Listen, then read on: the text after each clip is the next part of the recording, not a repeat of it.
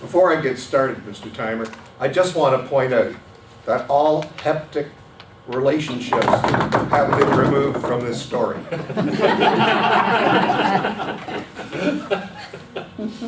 Fellow Toastmasters and welcome guests, have you ever heard a story that left you emotionally and physically drained? Sitting there shaking your head, wondering was it really true? Let me assure you, this is a true story, 99.99% factual. It all began last month on my trip to Florida for a week of golf. It's a beautiful day, everything was running smoothly. Got as far south as just south of Pittsburgh, when my companion, let's call her Lady Blue, that's what I referred to her as, started telling me more about herself, her early childhood. She was abandoned by her mother at the age of 4, spent her entire childhood foster home to foster home.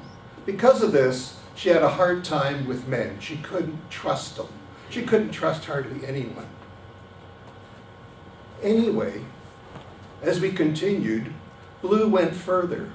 I should point out that if you've ever met Blue, the first word she uttered, you would know she was Australian. If you couldn't tell by the deep tan, you can't spend 35 years in the Australian sun and not have a permanent tan. She has big blue eyes you could just fall into, sparkling teeth, and you look at her and you know she's never missed a day in her life that she didn't exercise. One fit lady. Anyway, we went further into the story. It seems that Blue, back in Australia, was Detective Blue with the Sydney Police Department. Blue, in fact, on her last case, was not in Sydney. It was actually in Calgary, the mining community that had been mined for over 200 years for gold. It was out there in the southeast desert. The southeast desert where the Aboriginals, since the beginning of time, referred to as the Never Never. What had happened was, there's a mining community 2 hours away where 3 people had simply vanished. No one knew what happened to them. They were gone. Until one day, someone shot a dingo, a wild dog. The dog had in his jaw at the time a foot and part of a leg. Now the DNA test done proved it was the 3rd person to have vanished. The forensic scientists were able to determine that the body was dead before the dogs got to it. So Blue was sent out to investigate. When she got there, she found out there were 3 groups of people. There was management, and they didn't want any part of this investigation because they were afraid their stock prices would drop. People would now hesitate coming out there and have to pay more for workers. Then there were the workers, and there was a broad group of people, most of them young. You could do and have no skills and still make $100,000 easily. If you're good, you could make $150,000. You would work your 3 weeks and then get flown home. Now this was hard work. This is the desert. In the summertime, it would reach 45 degrees centigrade in the day and drop down to 10 degrees at night. So you can see it was hard work. The 3rd group really surprised Blue. It was a group, 4 of them, drug dealers. But the company tolerated it because with the hardships there, the workers were happy to get recreational drugs. The company was happy they did because they weren't going anywhere. The first week, nothing happened because no one was cooperating with Blue, except for the head of human resources and one young girl who promised Blue that if there was any rumors that made sense, she'd be reporting to her. Nothing happened the first week. The second week, 2 young people disappeared, gone. 2 days later, Blue got a note shoved under her door. It was a clue telling her to check out the old part of the mine that had been abandoned years ago.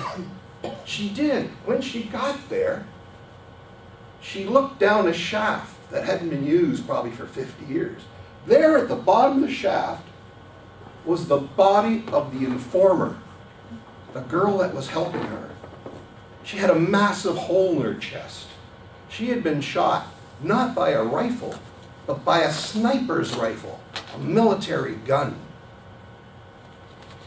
At this point, the company could no longer hide it, because what happened was one of the workers had gone out and sold the story to a national newspaper. Now the whole country knew about it. Now the pressure was on Blue to find the solution. She got word from Sydney, her superiors. They were sending 6 officers to assist her with the case. When they arrived, they had an all-day meeting assigning different responsibilities to the investigation. Being Australian that night, they all went to the pub. After a couple of beers, Blue went to the ladies' room. As she walked in the door, smash!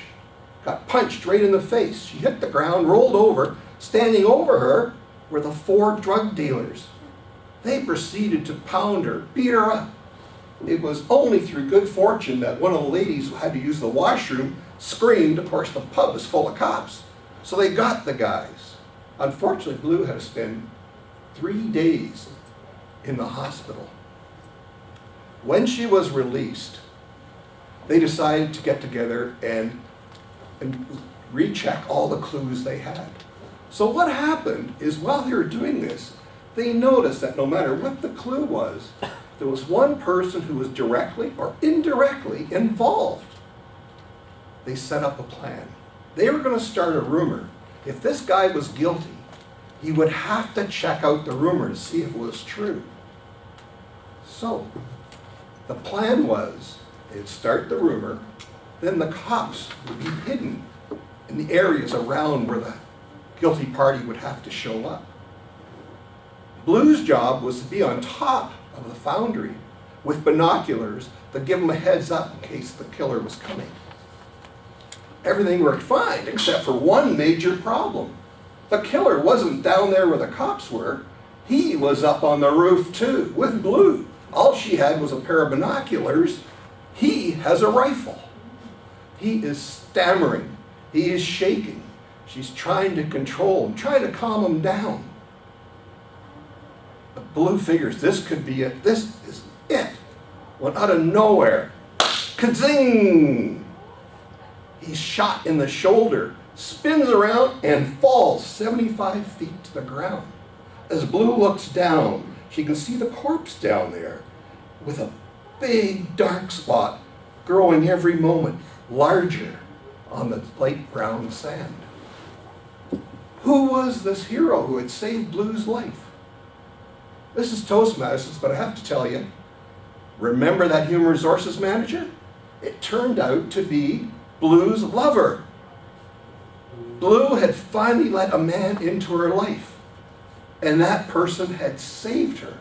What a happy ending. Next day, the 6 officers headed back to Sydney, and Blue was left there for 2 days to finish off the paperwork and gather and collect and tag any leads, information that would help the cause. While she was working on the paperwork, her lover came in. Blue dear, you've been working so hard. It's been a monster of a month. I don't know how you got through it. We need to celebrate being alive. We're going to town.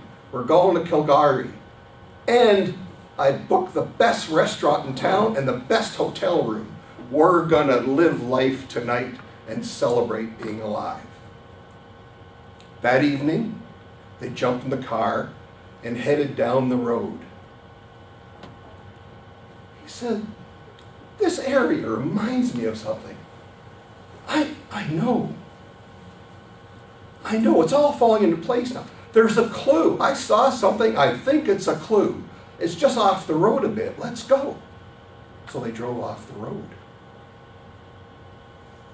He said, Blue, this is as far as we can go.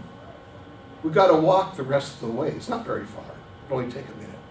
As they got out of the car, he said what he had said 6 times before. Blue, you see the boulder down there? There's a rifle behind that boulder. It's your rifle, dear. See that mound over there? That's where my rifle is. Now the way we play this game, Blue, is you get a minute's head start. So you run down and get your rifle, and I'm going to run and get my rifle. And then may the best man win. Blue was stunned. She was frozen. Damn it, Blue! You've got a minute! Go! She turned around, stumbled, ran as fast as she could. She went about 200 feet and did something weird. She didn't go for the mound. She went right towards the road.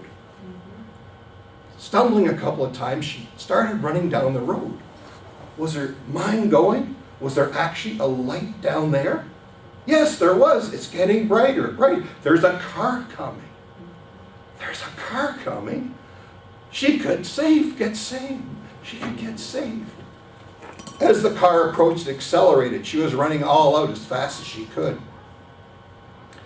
As the car approached, the driver hit the brakes. All of a sudden, there was a cloud of dust and sand, and the car vanished for a second. When the sand settled and the dust settled and she could see the car, 4 doors flew open. She couldn't believe it. It was the drug dealers. They were running towards her, reaching for their guns, when out of nowhere, ka-zing, one of them hit the ground. Ka-zing, the second one hit the ground. At this point, Blue decided she better hit the ground before she gets shot. So she hits the ground. Ka-zing, the third one was down. Ka-zing, the fourth one never hit the ground because he landed right on top of Blue. Blue's lying there. Blue's lying there. It's okay, Blue's lying there. She could feel the blood all over her blouse, the warm, sticky blood all over her. Then she heard the crunch of the sand beneath the weight of her former lover coming towards her. Blue dear, you're a disappointment. All the others played the game. Why didn't you?